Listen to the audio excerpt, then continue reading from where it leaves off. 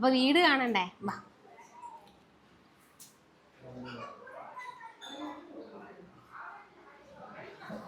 അപ്പോൾ ചെറിയൊരു സൗകര്യമാണ്. അതുകൊണ്ട് തന്നെ നമ്മൾ വീട് വയ്ക്കുന്ന സമയത്ത് ഞാൻ വിജിയോട് പറഞ്ഞൊരു കാര്യമാണ്, വീട്ടിലേക്ക് വേണ്ട ഫർണിച്ചറൊക്കെ നമ്മൾ മേടിച്ചോളാം, നിങ്ങളത് അന്വേഷിക്കേണ്ട എന്നുള്ളത്. അപ്പം അങ്ങനെ പാലുകാച്ചിൻ്റെ തലേ ദിവസം നമ്മളിവിടെ ഫർണിച്ചറൊക്കെ കൊണ്ടുവന്ന് ഇറക്കിയിട്ടോ. പിന്നത്തെ ഒരു പ്രശ്നം നമുക്ക് വന്നൊരു പ്രതിസന്ധി എന്ന് പറയുന്നത് ഇടം കുറവായതുകൊണ്ട് സാധാരണ രീതിയിലുള്ള ഡൈനിങ് ടേബിളും സോഫ സെറ്റിയൊന്നും ഇവിടെ കൊള്ളൂല. അപ്പോൾ എല്ലാം പറഞ്ഞുണ്ടാക്കിക്കേണ്ടി വന്നു. അപ്പോൾ നമ്മൾ പറഞ്ഞ് പണിയിപ്പിച്ചിട്ടുള്ള ഇങ്ങനെ ഒരു സിംഗിൾ ചെയർ, പിന്നെ അത് കൂടാതെ ഇവിടെ ഒരു സോഫ സെറ്റ്, അതൊരു ഇവിടെ 4.5 അടിയെ കൊള്ളൂ. അപ്പോൾ നമുക്ക് ഈ വാതിൽ തുറക്കാൻ പറ്റാത്തതുകൊണ്ട് നോർമലി 6 അടി ഉണ്ടെങ്കിലേ നമുക്കൊരു 3 സീറ്റർ പണിയാൻ പറ്റുള്ളൂ. അപ്പോൾ അത് ഒക്കൂല. അത് കാരണം 4 അടിയിൽ 2 സീറ്റായിട്ടാണ് പണിത്. പിന്നെ ഇതാ 4 സീറ്റിൻ്റെ ഒരു ഡൈനിങ് ടേബിൾ. ഇതും അങ്ങനെ തന്നെ, ടേബിൾ ഇങ്ങനെ കിട്ടിയില്ല, അപ്പോൾ പറഞ്ഞ് പണിയിപ്പിക്കേണ്ടി വന്നു. ഇതാവുമ്പോൾ കുറച്ച് പിന്നെ കടന്നു കിടക്കാനൊക്കെ വഴിയുണ്ടല്ലോ, ഒരുപാട് നമുക്ക് ബുദ്ധിമുട്ടില്ല. അല്ലെങ്കിൽ ഇതിങ്ങനെ വലിയൊരെണ്ണമാകുമ്പോൾ ഇത്രയും സ്പേസ് കിടന്നാൽ പിന്നെ തീരെ സ്ഥലം ഉണ്ടാവില്ല. പിന്നെ ഇവിടെ ഒരു ബെഡ്റൂമും ഇപ്പുറത്ത് ഒരു ബെഡ്റൂമാണ് വരുന്നത്.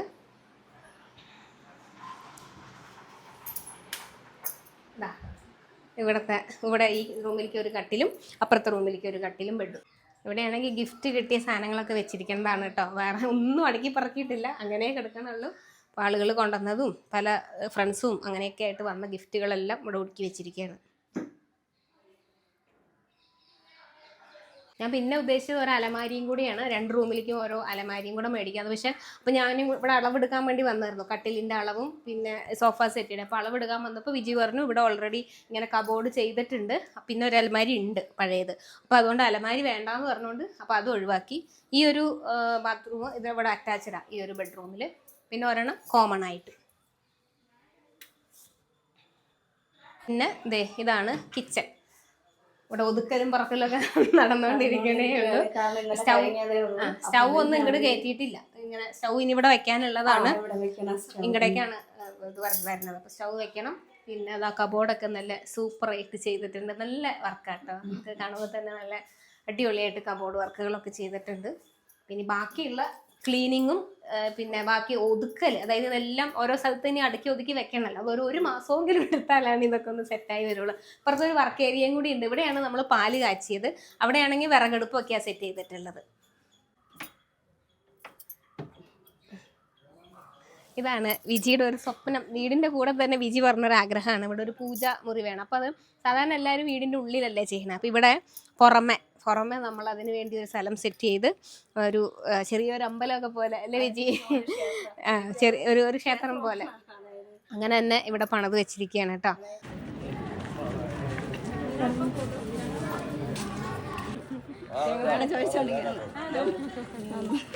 നിങ്ങൾ അകത്തോട്ട് കയറിയില്ലേ?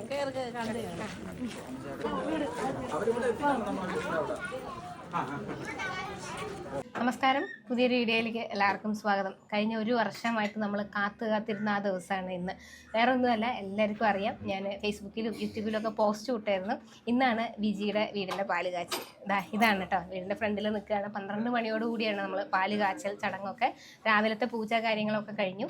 അപ്പോൾ നമ്മൾ ഇവിടുത്തെ വിശേഷങ്ങളാണ് ഇന്ന് പങ്കുവയ്ക്കുന്നത്. ഒരുപാട് സന്തോഷമുണ്ട്. ഒപ്പം ഈ ലോകത്തിൻ്റെ നാനാഭാഗത്തു നിന്നുള്ള മനുഷ്യരുടെ ചെറിയ ചെറിയ സഹായങ്ങൾ, ഈ പലതുള്ളി പെരുവെള്ളം എന്ന് പറയുന്ന മാതിരി നിങ്ങൾ ഓരോരുത്തരും നിങ്ങളുടെ കയ്യിലുള്ള സഹായങ്ങൾ അയച്ചു കൊടുത്തതുകൊണ്ടാണ് ഈ വീട് ഇന്ന് ഇവിടെ ഇങ്ങനൊരു സ്വപ്നം സാധ്യമായിട്ടുള്ളത്.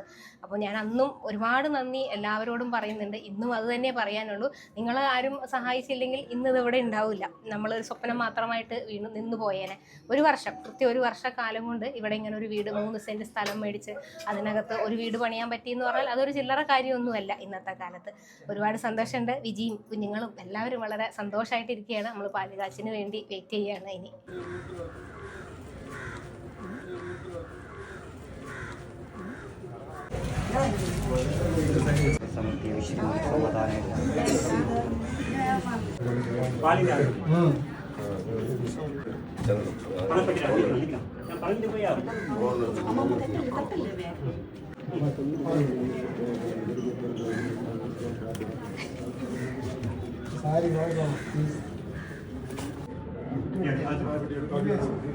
കന്യാമുറിയില്ലേ കാണിക്കണം, മുഖ്യ കേട്ടോ.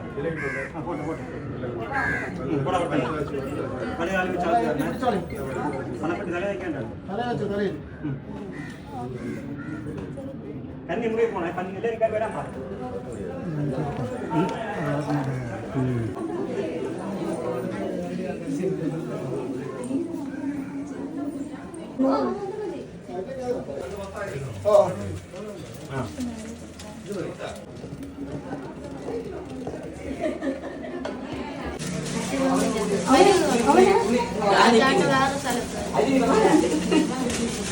അപ്പൻ്റെ കൂടെ അങ്ങ്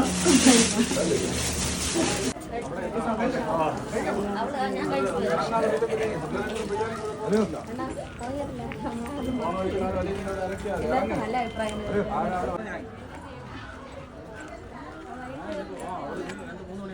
വിജിയുടെ വീട് നമ്മൾ ഈ കാണുന്ന അവസ്ഥയിലേക്ക് പൂർത്തിയാക്കി തന്ന ഒരാളാണ്. അതും യുദ്ധകാലാടിസ്ഥാനത്തിൽ എന്നൊക്കെ പറയും. കാരണം ഒട്ടും താമസിപ്പിച്ചില്ല. മഴ വന്നു, അതിൻ്റെ ഇടയിൽ ഒരുപാട് പ്രശ്നങ്ങൾ വന്നു. ആ പ്രശ്നങ്ങളെയൊക്കെ മറികടന്ന് ഇദ്ദേഹമാണ് കേട്ടോ അത് മുഴുവൻ സാധിച്ചു കൊടുത്തത്. അപ്പോൾ എങ്ങനെയാ ഈ വിജിയിലേക്ക് എത്തുന്നത്? ഇവരായിട്ട് കണ്ടുപിടിച്ചതാണോ? ഇല്ല ഒരുപാട് പേരെടുത്ത് വർക്കിന് വേണ്ടിയിട്ട് പോയി സമീപിച്ച്. അപ്പോൾ ഒരുപാട് റേറ്റുകൾ പറഞ്ഞതുകൊണ്ട് അവരിങ്ങനെ എന്നെ കോണ്ടാക്ട് ചെയ്താണ്. എൻ്റെ വസ്തു ഇങ്ങനെ വിലയ്ക്ക് വാങ്ങിക്കാനായിട്ട് ഇടയ്ക്ക് വന്നിരുന്നു. അപ്പോൾ അതിൻ്റെ ഇതൊന്നും അമ്മ ഇവിടെ അടുത്തുള്ളതുകൊണ്ട് അപ്പോൾ അവർക്ക് വരാനായിട്ടൊക്കെ സൗകര്യം പെട്ടെന്ന് വയ്യല്ല. അപ്പം അതിന് വേണ്ടിയിട്ടാണ് പിന്നെ ഈ പ്ലോട്ട് എടുത്തത്. പ്ലോട്ട് എടുത്തപ്പോഴിവിടെ അവർ ഒരുപാട് വേണ്ടപ്പെട്ടവരെയൊക്കെ സമീപിച്ചപ്പോഴും റേറ്റുകളെല്ലാം ഭയങ്കര റേറ്റുകൾ ഇത് പറഞ്ഞതുകൊണ്ട് പിന്നെ ഞാൻ പറഞ്ഞു അത് വേണ്ട, നമുക്ക് ശമ്പളത്തിന് തന്നെ നമുക്ക് ചെയ്യാൻ കുഴപ്പമില്ല, അങ്ങനെ വേറെ വലിയ ഇത് വരില്ല. അങ്ങനെയാണ് പിന്നെ ഇതൊക്കെ ഒരു ഭയങ്കര ഇതായിരുന്നില്ലേ കുഴി ഭാഗം. പിന്നെ അതെല്ലാം നമുക്ക് അങ്ങനെ ആ കുഴി എല്ലാം നിമിത്തി അത് ഇതിനെ നല്ല എക്സ്പെൻസ് ആയി. അപ്പം അങ്ങനെ അതും കൂടെയൊക്കെ പിന്നെ ഇതിൻ്റെ കൂടെ തന്നെ അങ്ങ് ചെയ്തെടുക്കാൻ പറ്റും. ശരിക്കും പറഞ്ഞാൽ ഇതിനകത്ത് അങ്ങനെ ലാഭമൊന്നും കിട്ടിയിട്ടില്ല. അങ്ങനെ ചെയ്താൽ ലാഭം നോക്കി ചെയ്തതല്ല. പണിക്കാരും എല്ലാവരും അല്ലാതെ ശമ്പളത്തിന് വേണ്ടിയിട്ട് അങ്ങ് ചെയ്തത് തന്നെ. 5 മണി എന്നുള്ള 6 മണി വരെ എല്ലാവരും അങ്ങനെ അല്ലാതെ തീരുമില്ലല്ലോ. അല്ലാതെ ഈ ഒരു ബഡ്ജറ്റ് നമുക്ക് ചെയ്ത് തീർക്കാൻ പറ്റില്ല. ശരിക്കും അത് ശരിക്കും പറഞ്ഞിട്ടുണ്ടായിരുന്നു നിങ്ങളെയൊക്കെ നമ്മൾ തൊഴണം. കാരണം ആ ഒരു സമയത്ത് അങ്ങനെയൊക്കെ ചെയ്ത് പാകത്തിന് എല്ലാം അങ്ങനെ ഒത്തൊത്ത് നമുക്ക് വന്നു. അങ്ങനെ വന്നില്ലെങ്കിൽ ഇത്രയും എളുപ്പത്തിൽ ഈ പണി തീരൂല, ഒന്നും നടക്കൂല. ഈ പറഞ്ഞ പൈസക്കൊന്നും ഒരിടത്തും നമുക്ക് ചെയ്യാൻ പറ്റില്ലല്ലോ. നമ്മൾ പിന്നെ ഇവിടെ ജീവിച്ചിരിക്കുമ്പോൾ എന്തെങ്കിലുമൊക്കെ ചെയ്യണ്ടേ. ഇത് മാത്രമല്ല, ബേബി അമ്മയുടെ കാര്യം പറഞ്ഞപ്പോഴും എൻ്റെ അടുത്ത് പറഞ്ഞു അതിന്റെ പണികളുടെ കാര്യങ്ങൾ നടക്കണേയുള്ളൂ. അപ്പോഴും എന്നോട് പറഞ്ഞിട്ടുണ്ട് ആ വീടിന്റെ പണി എപ്പോഴായാലും നമുക്ക് ചെയ്യാം, എവിടെ ആയാലും ചെയ്യാമെന്ന് ഞാൻ പറഞ്ഞല്ലോ. അന്ന് നമുക്ക് ഇവിടെ നമ്മൾ ജീവിച്ചിരിക്കുമ്പോൾ നമുക്ക് ചെയ്യാൻ പറ്റുന്നതൊക്കെ നമ്മൾ ചെയ്തു കൊടുക്കുക. അല്ലെങ്കിൽ നമ്മൾ ജീവിച്ചിരിക്കുന്നില്ല അർത്ഥമില്ലല്ലോ. പേര്? എൻ്റെ പേര് അനുദാസ്. അനുദാസ് എന്നാണ്. ഇവിടെ നമ്മൾ അതായത് ഇതിന്റെ കല്ലിടുന്ന അന്ന് മുതൽ ഈ നിമിഷം വരെ ഞാൻ എപ്പോൾ വന്നാലും ഇവിടെ ഉണ്ട്. മഴയും വെയിലും ഒന്നും വക വയ്ക്കാതെ ഇവിടെ പണിക്കാരോട് ഒപ്പം നിന്ന് പണിയണ ഒരു മനുഷ്യനും കൂടി കേട്ടോ. അപ്പം ഇതിപ്പോൾ ഒരാളെ ഞാൻ കാണിച്ചു തന്നു. ഇതുപോലെ നിരവധി ആളുകളുടെ ഒരു സഹായം, പല സൈസിൽ നിന്ന് വന്ന പൈസ, അങ്ങനെ എല്ലാം കൂടിയാണ് ഈ വീട്. അപ്പോൾ പറഞ്ഞ തീരൂല, എത്ര നന്ദി പറഞ്ഞാലും തീരൂല ഇവരോട്. അപ്പോൾ ഇവരെയും കൂടെ നിങ്ങൾ അറിയണമല്ലോ, അതുകൊണ്ടാണ് വിളിച്ച് പരിചയപ്പെടുത്തി തന്നത്. ഒരുപാട് നന്ദി ഒന്നും കൂടെ. കാരണം ഞാൻ സ്വപ്നം എന്തോ നടക്കുമെന്ന് വിചാരിച്ചതല്ല. അപ്പം ഞാൻ പറഞ്ഞില്ലേ, ഒരുപാട് ആളുകളുടെ സഹായം കൊണ്ടാണ് ഇന്ന് ഈ സ്വപ്നം സാധിച്ചത്. അപ്പം അതിനകത്ത് ഏറ്റവും പ്രധാനപ്പെട്ട ഒരാളാണ് കേട്ടോ അനീഷ്. അനീഷ് ശരിക്കും എങ്ങനെ വീഡിയോ കണ്ടിട്ടാണോ വിജയെ കോണ്ടാക്ട് ചെയ്യണേ? ഞാൻ ഓൾറെഡി അവരുടെ വീഡിയോ നേരത്തെ കണ്ടിട്ടുണ്ട്. അങ്ങനെ അതിൽ താഴെ ഒരു മെസ്സേജ് കിട്ടിയിട്ടുണ്ട്, എന്തെങ്കിലും ആവശ്യമുണ്ടെങ്കിൽ വിളിക്കുക, ഞാൻ ഈ വർക്കാണ് ചെയ്യുന്നത് എന്നുള്ള രീതിയിലാണ്. പിന്നെ രണ്ടാമതും കണ്ടപ്പോൾ എന്തായാലും വന്നൊന്ന് ചെയ്തേക്കാം. പിന്നെ അത് മാത്രമല്ല, നമ്മുടെ നാട്ടിലല്ലേ തൊട്ടപ്പുറം ഇപ്പുറം കിടക്കുന്നത്, നമ്മളെപ്പോലുള്ളവരാണ് ആദ്യം ഇതിൽ ചെയ്യേണ്ടത്. നമ്മുടെ നാട്ടുകാർ വേണം ചെയ്യേണ്ടത്. ഒരു വീഡിയോ വഴി അത് 10 പേരറിഞ്ഞ് ചെയ്യുക എന്ന് പറഞ്ഞു കഴിഞ്ഞാൽ നമ്മുടെ നാട്ടിനെ സംബന്ധിച്ചിടത്തോളം അത് ഭയങ്കര മോശമാണ്. പിന്നെ ഇന്നത്തെ കാലത്ത് കൊറോണയ്ക്ക് ശേഷം യൂട്യൂബ് എന്ന് പറയുന്നത് വലിയ രീതിയിൽ എല്ലാവരെയും സ്വാധീനിച്ചു. അപ്പോൾ അത് തന്നെയാണ് ഇന്ന് ജനങ്ങളിൽ നല്ലൊരു ശതമാനം ആൾക്കാരും ഇന്ന് യൂട്യൂബ് വഴി തന്നെയാണ് പല കാര്യങ്ങളും, നമ്മുടെ നാട്ടിലുള്ള പല കാര്യങ്ങളും അറിയുന്നത്. ഇന്ന് അറിയുന്നത് പല കാര്യങ്ങളും അങ്ങനെയാണ് അറിയുന്നത്. നമ്മളെ എന്തു പറയുക, ചിലവരിൽ നല്ല മനസ്സുള്ളവരും കാണും, ചിലവരിൽ എന്തു പറയുക സഹായിക്കാമെന്ന് പറഞ്ഞിട്ട് പറ്റിച്ചു പോകണവർ ഒരുപാട് കാണും. എന്നെ സംബന്ധിച്ചിടത്തോളം എൻ്റെ സഹോദരിയെ പോലും മാത്രമേ ഞാൻ കണ്ടിട്ടുള്ളൂ. ഇലക്ട്രിക്കൽ മുഴുവൻ ലൈറ്റിംഗ് ഉൾപ്പെടെ ഞാനാണ് ചെയ്ത് കൊടുത്തേക്കുന്നത്. പിന്നെ അതിലൊരു സന്തോഷം, ചെറിയ ചെറിയ കടക്കാർ സഹായിച്ചിട്ടുണ്ട്. പിന്നെ ബാക്കിയുള്ള എല്ലാം എൻ്റെയും എൻ്റെ പണിക്കാരുടെയും ചെറിയ ചെറിയ സഹായങ്ങൾ കൊണ്ട് ഒപ്പിച്ചെടുത്തതാണ്. ഞാൻ ലാസ്റ്റ് ദിവസം വരുമ്പോൾ ഇവിടെ നല്ല മഴയാണ്. അനീഷ് ഇവിടെ മഴയത്ത് നിന്ന് ഇവിടെ ജോലി ചെയ്യാണ് കേട്ടോ. അനീഷിന്റെ പണിക്കാരും. അപ്പോൾ അതിൻ്റെയൊക്കെ ഒരു ആത്മാർത്ഥതയാണ് ഞാൻ പറഞ്ഞത്. നമ്മളിപ്പോൾ ഒരു പൈസ പ്രതീക്ഷിച്ചിട്ടോ അല്ലെങ്കിൽ വേറെ എന്തെങ്കിലും ഒരു വ്യക്തിപരമായ നേട്ടം പ്രതീക്ഷിച്ചിട്ടോ അല്ല അത് ചെയ്യുന്നത്. അത് ഇവരെ പോലെയുള്ള ചെറുപ്പക്കാരായിട്ടുള്ള ആളുകൾ അങ്ങനെ വരുന്നു എന്ന് അറിയുന്നതിൽ തന്നെ ഒരുപാട് സന്തോഷമുണ്ട്. നമ്മളാരും അനീഷിനെ അങ്ങോട്ട് കോൺടാക്ട് ചെയ്തതല്ല. അനീഷ് ഇങ്ങോട്ട് വന്ന് ഞാനത് ചെയ്യാം, എനിക്ക് ചെയ്യാൻ പറ്റുന്ന സഹായം ചെയ്തോളാം എന്ന് മുന്നും പറഞ്ഞിട്ടുണ്ട്. വീട് പണി തുടങ്ങുമ്പോൾ അറിയിക്കാൻ പറഞ്ഞു. അങ്ങനെ പണി തുടങ്ങിയപ്പോൾ അനീഷ് ആ വീഡിയോ കണ്ട് വീണ്ടും വരുകയൊക്കെ ചെയ്തു. ഞാനൊരു പോസ്റ്റ് പോസ്റ്റും വന്ന് ഇട്ടായിരുന്നു. അനീഷിനെ പോലെയുള്ള ആളുകൾക്ക് നമ്മളെത്ര നന്ദി പറഞ്ഞാലും മതിയാവില്ല. കാരണം ഞാനൊരാൾ വിചാരിച്ചാൽ നടക്കുമായിരുന്ന ഒരു കാര്യമല്ല ഇത്. എനിക്ക് 100% ഉറപ്പാണ്. ഇതുപോലെ അനേകം മനുഷ്യരുടെ അധ്വാനമാണ് ഇന്ന് ഈ വീട്. എന്നെ സംബന്ധിച്ചിടത്തോളം എൻ്റെ ചേച്ചിയാണത്. ഞാൻ അങ്ങനെ മാത്രമേ കണ്ടിട്ടുള്ളൂ. ആ രീതിയിൽ തന്നെ ഇനിയും മുന്നോട്ട് പോകും. എല്ലാ സഹായത്തിനും ഞാൻ ഇനിയും കാണുന്നുണ്ട്. അതെ, അത്രേ ഉള്ളൂ. അപ്പം അങ്ങനെ നിങ്ങളുടെയൊക്കെ സഹായത്തോടുകൂടി ഒരു വലിയ സ്വപ്നം ഞങ്ങൾ പൂർത്തീകരിച്ച് പാല് കാച്ച് കഴിഞ്ഞു. എല്ലാ പരിപാടികളൊക്കെ ഏകദേശം കഴിഞ്ഞിട്ട് നിൽക്കുകയാണ്. അപ്പോൾ വിജി എനിക്ക് തോന്നുന്നു ഒരു 1.5 വർഷം മുമ്പേ എന്നെ വിളിച്ച് ഞാൻ വിജിയെ ആദ്യം കാണാൻ വരുന്ന ഒരു കാഴ്ചയുണ്ട്. ഒരു കൊച്ചു വാടക വീട്ടിലാണ് വിജിയുടെ അമ്മയൊക്കെ ഭയങ്കര സങ്കടവും കരച്ചിലും, നമുക്കും കരഞ്ഞിട്ടാണ് ഞങ്ങൾ ഇവിടെ നിന്ന് ഇറങ്ങി പോകുന്നത്. പിന്നീട് ഓരോ സ്റ്റേജിൽ വരുമ്പോഴും അതിങ്ങനെ ചെറിയ സന്തോഷമായി, വലിയ സന്തോഷമായി. ഇന്നിപ്പോൾ ഭയങ്കര സന്തോഷത്തിലാണ്. അതായത് എൻ്റെ ജീവിതത്തിലെ ഏറ്റവും വലിയത്. കാരണം ഒരുപാട് ആഗ്രഹിച്ച ഒരു മുറിയും ഒരു അടുക്കളയ്ക്കും ഒരു ബാത്റൂമിന് വേണ്ടി ആഗ്രഹിച്ച് എനിക്കിന്ന് 2 മുറി ഇത്രയും വലിയൊരു സൗഭാഗ്യം തന്നതിന് അത്യാവശ്യം നല്ല സൗകര്യത്തിലാട്ടോ. നമ്മള് തീരെ ഇതല്ല, നമ്മൾ എത്ര 635 സ്ക്വയർ ഫീറ്റിലാണെങ്കിലും പറ്റുന്ന സ്ഥലമൊക്കെ നല്ല ഉപയോഗപ്പെടുത്തിയത്. ആ വീട് പണിത ആളുകളോടാണ് നമ്മൾ പ്രത്യേകിച്ച് പറയേണ്ടല്ലേ. അതായത് പണി നമുക്ക് കോൺട്രാക്ട് ചെയ്ത അനിദാസ് എന്ന് പറയുന്നതാണ്. പിന്നെ നമുക്ക് വർക്ക് ഇലക്ട്രിക്കൽ വർക്ക് ഫ്രീ ആയിട്ട് ചെയ്തു തന്ന അനീഷ്. അല്ലാതെ തന്നെ ഒത്തിരി സഹായങ്ങൾ ഒരുപാട് പേരുണ്ട്. അതുപോലെ ഓരോ രൂപ വീതം തന്ന് സഹായിച്ച ഓരോരുത്തരും. അതെ, ജിപേ വന്ന സമയത്ത് അങ്ങനെ പോലും ചെയ്ത ആളുകൾ, അവരുടെ കയ്യിലുള്ളതിന്റെ ഒരംശം അങ്ങനെ സഹായിച്ച ഒരുപാട് മനുഷ്യരുടെ പ്രാർത്ഥന, അത് വലിയ എല്ലാ പേരും ആഗ്രഹിച്ച ഒരു സ്വപ്നമാണ്. ശരിക്കും അതൊരു സ്വപ്ന വീടാണ്.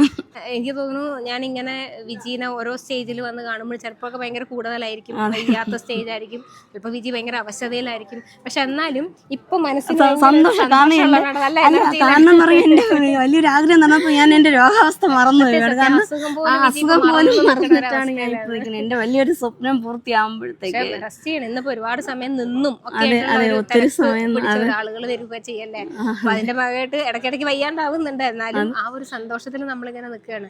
നന്ദി പറയേണ്ടത് ഇപ്പൊ ഈ ആളുകളോടാണ്. നമ്മളിങ്ങനെ ഇത്രയും സപ്പോർട്ട് ചെയ്തിട്ട്. ഇല്ലെങ്കിൽ ഒരിക്കലും കോട്ടയത്ത് നിന്ന് ഒരു മേഡം വന്നായിരുന്നു, വീഡിയോ കണ്ടിട്ട് വന്നതാണ്. ഈ വീട് പാലുകാച്ചിന് വേണ്ടി വന്നു. അവര് സമ്മാനങ്ങളൊക്കെ ആയി വന്നു. പാല് കാച്ചി തീരുന്നവരെ ഇവിടെ ഉണ്ടായിരുന്നു. അപ്പൊ അവരെ വീഡിയോയിൽ ഞാൻ കാണിച്ചു തരാം. അപ്പൊ അങ്ങനെ ആളുകൾ സപ്പോർട്ട് ചെയ്തതേ നമുക്ക് ചിലപ്പോൾ അതൊക്കെ എനിക്ക് ഞാൻ ഇവിടെ എത്തിയപ്പോൾ അവർ സബ്സ്ക്രൈബർ ആണെന്ന് പറഞ്ഞ എൻ്റെ അടുത്ത് വർത്താനം പറഞ്ഞു. വിജി രാവിലെ പറഞ്ഞു അവർ കോട്ടയത്ത് നിന്ന് പുറപ്പെട്ടു, ഇത്രയും ദൂരം താണ്ടി ഇവിടെ എത്തിയ ആളുകൾ, ദൂരെ നിന്നിരുന്നിട്ട് വിജിക്ക് മെസ്സേജുകളും പിന്നെ പ്രാർത്ഥനകളും ഒക്കെ അയക്കുന്ന ആളുകൾ. അപ്പോൾ എന്ത് സന്തോഷം അതിനകത്തുണ്ടെന്ന് അറിയോ. നമ്മൾ ഒരാള് വിജീനെ നിങ്ങൾ ആരും പലരും നേരിട്ട് കണ്ടിട്ടില്ല അല്ലേ. ഞാൻ വീഡിയോ മാത്രം കണ്ടിട്ടുള്ളൂ. എന്നിട്ട് ഇത്രയധികം സപ്പോർട്ട് കൊടുത്തില്ലേ. എനിക്ക് നന്ദി എന്നൊന്നും പറഞ്ഞാൽ തീരൂല. നന്ദി വാക്കുകളില്ല. നന്ദി എന്ന് പറഞ്ഞാൽ ആ വാക്കുകൾ കൊണ്ടും തീരില്ല. കാരണം ജീവിതം, അതായത് ജീവനുള്ള നാൾ വരെ ഓർമ്മിക്കാനായ നല്ല നിമിഷങ്ങളാണ് അത് പങ്കുവെച്ച മേഡത്തിന്.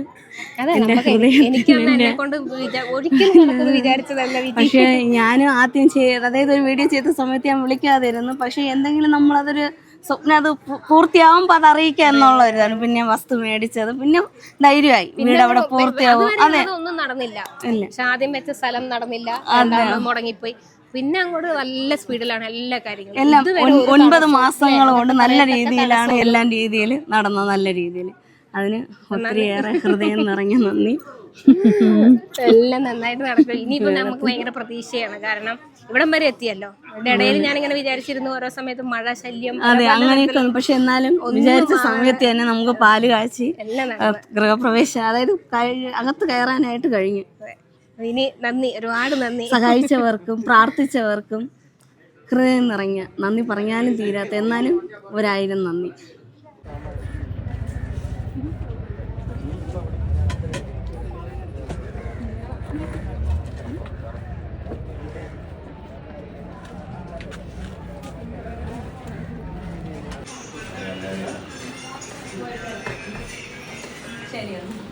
അതായത് മേഡത്തിന്റെ പെങ്ങളായിട്ട് എന്നെ ചേർത്ത് പഠിച്ചു. അതേപോലെ എനിക്ക് എന്റെ ഒരു അനിയത്തിക്ക്, എനിക്ക് അനിയത്തിയില്ല, അനിയത്തിമാരും ഇല്ല. അപ്പൊ എനിക്കൊരു അനിയത്തിനെ ഞാൻ പറയുന്ന പോലെ തന്നെയാണ് ഞാൻ അന്ന് നിങ്ങളുടെ അടുത്തൊരു സഹായം അഭ്യർത്ഥിച്ചത്.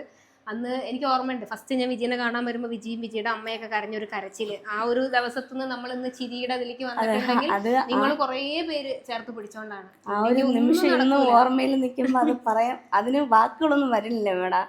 എന്നുവെച്ചാൽ ഒരുപാട് പേരെടുത്ത് യാചിച്ച് അപേക്ഷിച്ച് എനിക്കൊരു വീഡിയോ ചോദിച്ചു. പക്ഷെ പലരും അങ്ങോട്ട് പൈസ ചോദിച്ചതേ ഉള്ളൂ. അവർ വീഡിയോ ചെയ്ത് തരാൻ കിട്ടുന്നതിൽ ഇത്ര ശതമാനം അവർക്ക് കൊടുക്കണം, അല്ലെങ്കിൽ ഇത്ര ലക്ഷം രൂപ അങ്ങോട്ട് കൊടുക്കണം. പക്ഷെ 1 രൂപ പോലും പ്രതിഫലം ചോദിക്കാതെ ഓരോ തവണ വരുമ്പോഴും എൻ്റെ മക്കൾക്ക് ഇന്ന് മോക്ക് ഇഷ്ടമുള്ളത് മേടിച്ചോ എന്ന് പറയും, മക്കളുടെ കയ്യിൽ സന്തോഷപൂർവ്വം ഒരു തുക മേഡം കൊടുത്തിട്ട് പോയിട്ടേ ഉള്ളൂ. 1 രൂപ പോലും ഇത്രയും ഈ വീട് ഞാൻ സന്തോഷപൂർവ്വം അങ്ങോട്ട് ചോദിച്ചിട്ടുണ്ട്, മേഡം എന്തെങ്കിലും ഞാൻ ചെയ്തേ. അപ്പം ഇല്ല എന്റെ ബാക്കിൽ ഓടി വരും, പെട്രോൾ അടിക്കാൻ നിങ്ങൾ ഇത്രയും ദൂരം വന്നതല്ലേ എന്നൊക്കെ പൈസയൊക്കെ കൊണ്ട് എന്റെ ബാക്കിൽ ഓടി വരും കേട്ടോ.